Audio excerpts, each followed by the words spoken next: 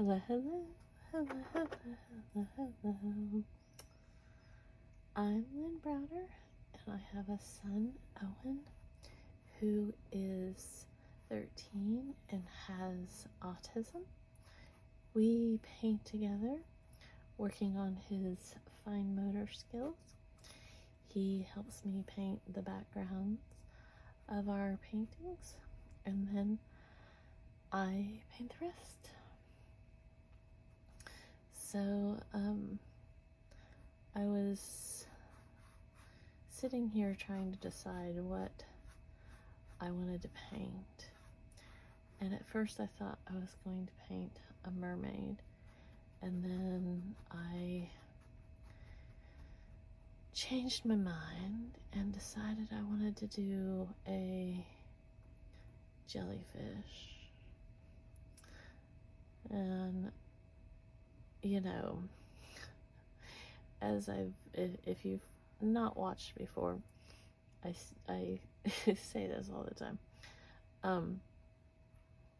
Not that any of my paintings are particularly realistic looking, but my goal is kind of to be a little more thoughtful in the process of how like something looks. I'm trying to kind of think more through the process than rushing in the moments. Now I'm not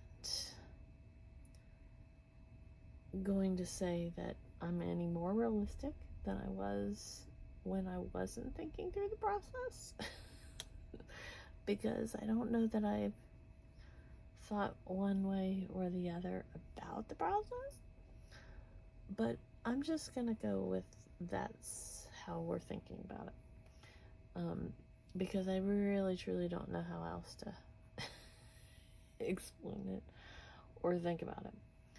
So I have to kind of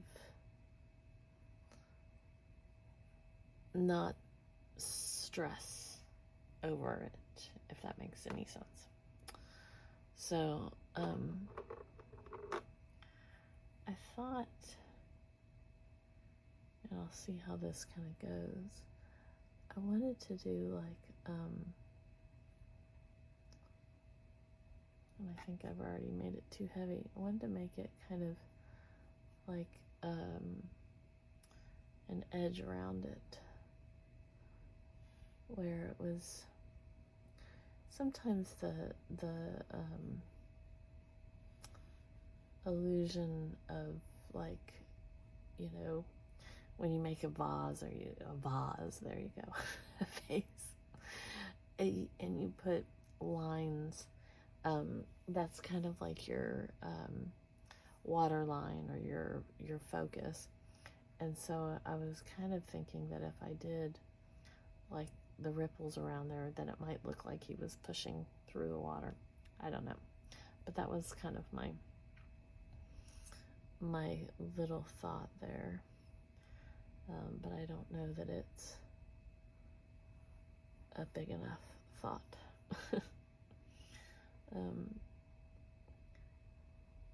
And sometimes I'm just quite frankly too tired to really know how something should look. Owen's had a very busy day, and we didn't go anywhere for probably close to, I'm gonna say, an hour. I could be way off. Wasn't much less than that, but it could have been longer. He practiced and watched fire drills on his tablet. So what that means to me is my nerves were up here because, and I don't know if I was in the clouds there, because the fire drill was going off on his tablet continuously, this whole, hour. Like, he would stop it and he would go back to where I'm thinking he only shows you parts of the screen. He blows it up really big on YouTube. Somehow he gets it where it's way up there, and he then goes through and plays the same bits and pieces over and over and over again. And so I truly don't know that it was out of business, but he was telling the customers goodbye,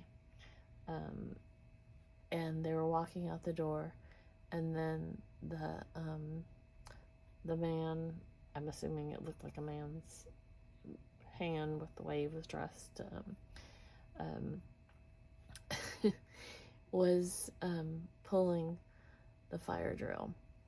And so this is how the afternoon or morning, all the times are blending together. We did a lot of things today, and he woke up around 4 informing me that he says, Owen not going. And I had told him that if he wanted to go someplace today, we could go someplace today. Well, Owen not going. And I'm not quite sure why that was, happening at that point. But Owen was not going. So, I'm not quite sure why that got on his mind at that particular juncture, but he wanted me to know. And then, once it's so hard to even explain, because I've said how many times, and I can't even say all the words that I'm trying to even express. If you wake up in the middle of the night because your body is hurting, or you have to go to the bathroom, or just you hear a noise, or something, well, that's different than being woken up 100 times. You don't know why it's happening, and you're in a fog. Like I said, how many times can I say I'm trying to even explain this because I'm tired. So he doesn't know how to explain certain details, but yet he can with other things very brilliantly, like how he now is combining words like, my vacuum is black. Well, we have several because he went through a stage where he wanted all the vacuums, and so like we have lots of vacuums. But he called my black vacuum blackum, and so it's the blackum versus, and he hasn't named it yet, the purple vacuum. So who knows what will happen with that one. But he wanted me to vacuum. So I was vacuuming. And today's word, conglomeration, easy for me to say, was bees and mosquitoes. And I don't even know that I can functionally say it. Mosquitoes. I'm going with that. He said it brilliantly, but so, it's dealing with a child that is, first of all, beyond brilliant. I mean, his mind, I can only imagine what he's thinking about, or what he's going through, or processing. It's beyond. It's beyond. It's just beyond. He's beyond brilliant. So, you just have to kind of go with the flow, and hopefully it all works out.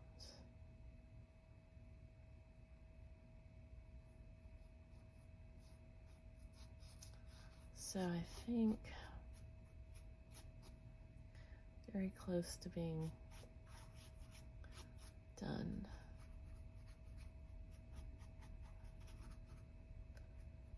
Just kind of scuffing this up a little bit.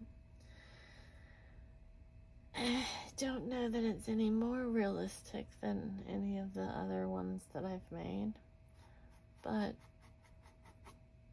it was fun. It was fun to make.